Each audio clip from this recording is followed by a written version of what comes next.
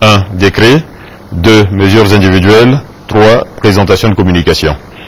1. Décret. Au titre du Premier ministre, ministre de la Défense, sur présentation de M. le Premier ministre, le Conseil a adopté le décret portant organisation du ministère de la Défense. 2. Au titre du ministère de l'Économie et des Finances, sur présentation du ministre de l'Économie et des Finances, le Conseil a adopté le décret portant organisation du ministère de l'Économie et des Finances. 3. Au titre du ministère d'État, ministère des Affaires étrangères, en liaison avec le ministère de la Famille, de la Femme et de l'Enfant, le président de la République a signé un décret portant ratification et publication du protocole facultatif adopté le 25 mai 2000 à New York, se rapportant à la Convention relative aux droits de l'enfant, concernant notamment la vente, la prostitution des enfants et la pornographie mettant en scène des enfants. 2. Mesures individuelles. Au titre du ministère d'État, ministère de l'Emploi, des Affaires sociales et de la Solidarité, sur présentation du ministre d'État, le Conseil a adopté le décret portant nomination des membres du Conseil d'administration de la Caisse générale de retraite des agents de l'État, CGRAE. La liste correspondante sera publiée dans les prochains jours. 3. Communication. Au titre du ministère d'État, ministère du Plan et du Développement, le Conseil a entendu une communication relative à la préparation pour l'éligibilité de la Côte d'Ivoire au Millennium Challenge Corporation, qui est un programme d'aide au développement initié par le Congrès américain en faveur des pays en voie de développement sous certaines conditions. Lutte contre la pauvreté à travers la bonne gouvernance, libéralisation de l'économie, investissement dans les ressources humaines, etc. En vue de permettre l'éligibilité de notre pays au MCC et faciliter la conduite de ce projet, il est proposé la mise en place d'un cadre institutionnel à travers un comité de pilotage doté d'un secrétariat technique. Le Conseil a donné son agrément pour 1. La mise en place de ce cadre institutionnel et sa dotation en moyens nécessaires pour franchir les différentes étapes vers l'obtention du MCC. 2. Confirmer l'engagement de tous les membres du gouvernement à s'impliquer dans les efforts visant à l'amélioration des indicateurs de performance du MCC. Le président de la République a tenu à saluer les efforts déployés par les entreprises ivoiriennes pour faire bénéficier notre pays des retombées attendues de l'AGOA et du MCC et demander que le comité en charge de cette question remplisse toutes les conditions afin que notre pays soit éligible à l'AGOA avant fin 2011 et au MCC dès 2012. 2. Au titre du ministère de la fonction publique et de la réforme administrative, 2 communications ont été présentées. La première, relative à la situation des concours administratifs organisés au titre de l'année 2010. La situation qui a prévalu en Côte d'Ivoire depuis ces dernières années a eu un impact négatif sur le fonctionnement général de l'administration et plus particulièrement sur l'organisation des concours administratifs. Ainsi, l'on constate sur la période 2000 à 2010 un accroissement très important du nombre de fonctionnaires, passé de 92 000 à 132 700, soit une hausse de 44%. Le ministère de la fonction publique et de la réforme administrative entend par conséquent prendre toutes les mesures visant à contenir l'accroissement du nombre d'agents de la fonction publique et à améliorer les conditions de recrutement de ces personnels. Dans ce cadre, le ministère de la fonction publique a recensé 232 concours organisés avant le 4 décembre 2010 ou entre le 4 décembre 2010 et le 11 avril 2011, dont les résultats sont sujets à caution.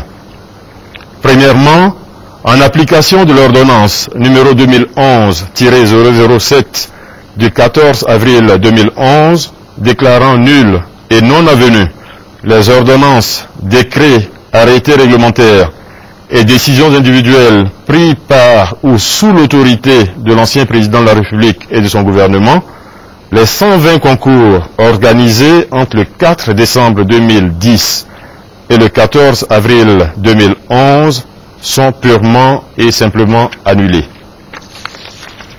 Deuxièmement, s'agissant des 112 autres concours organisés avant le 4 décembre 2010 et dont les résultats n'avaient pas été proclamés avant cette date, le Conseil a autorisé la proclamation des résultats sur la base des besoins actualisés en personnel exprimés par les départements ministériels concernés.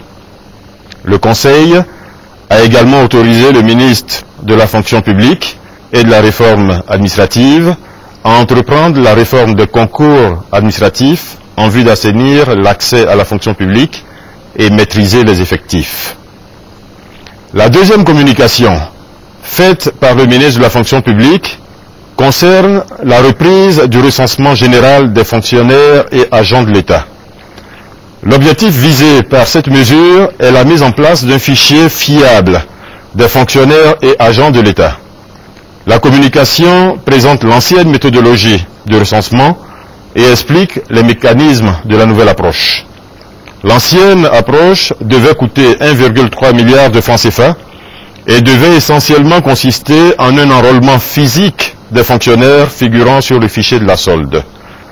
La nouvelle approche mise en œuvre, qui intègre l'enrôlement physique, le croisement du fichier de la fonction publique avec celui de la solde et d'autres fichiers déjà utilisés par l'État de Côte d'Ivoire, dont des fichiers de données biométriques, générera 1 milliard de francs CFA d'économie, tout en offrant un niveau de sûreté au moins équivalent.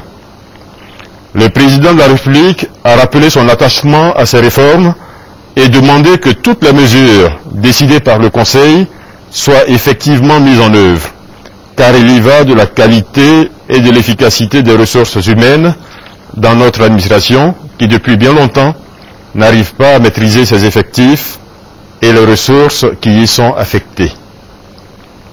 3.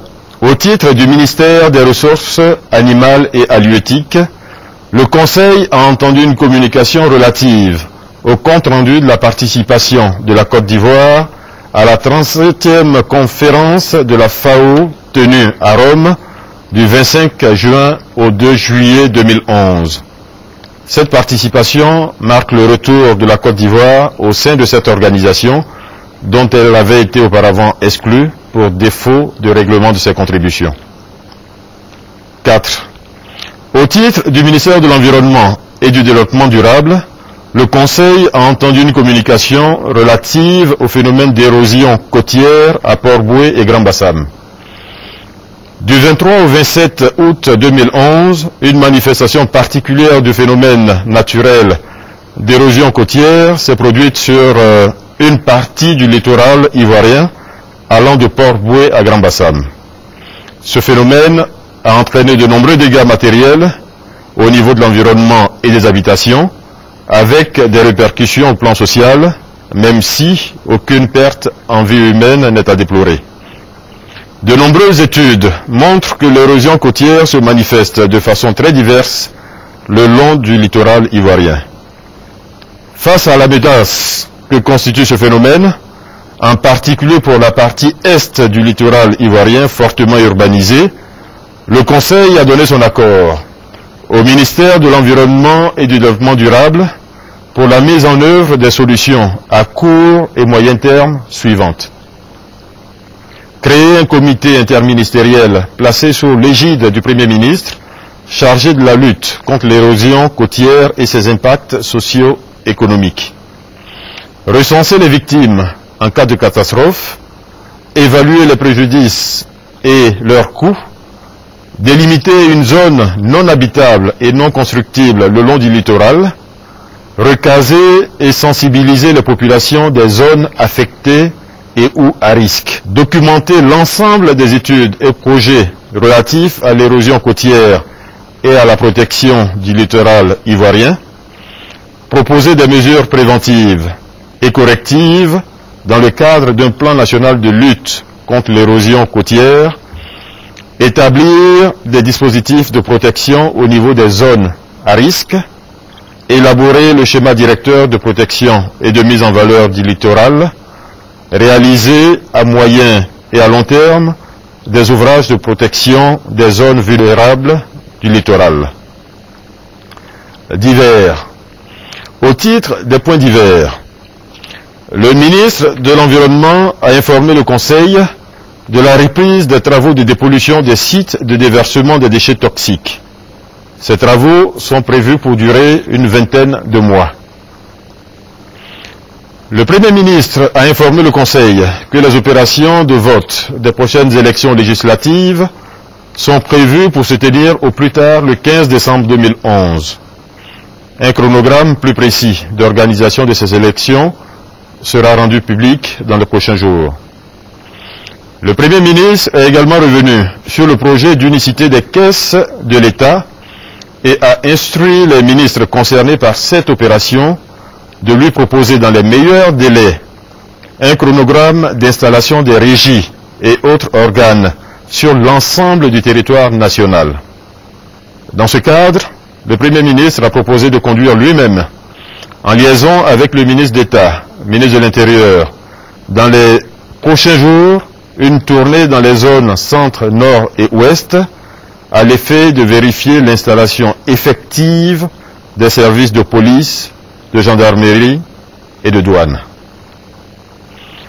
Monsieur le Président de la République a réaffirmé sa demande de voir la sécurité être rétablie rapidement sur l'ensemble du territoire national de façon à rassurer les populations et accélérer le retour à une vie normale.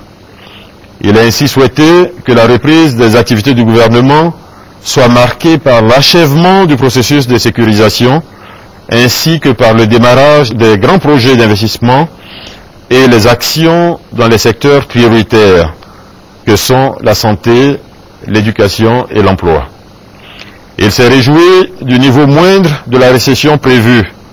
Fin 2011, le taux de croissance étant estimé, après 3 mois d'activité, à moins 5,3% au lieu de 6% précédemment annoncé.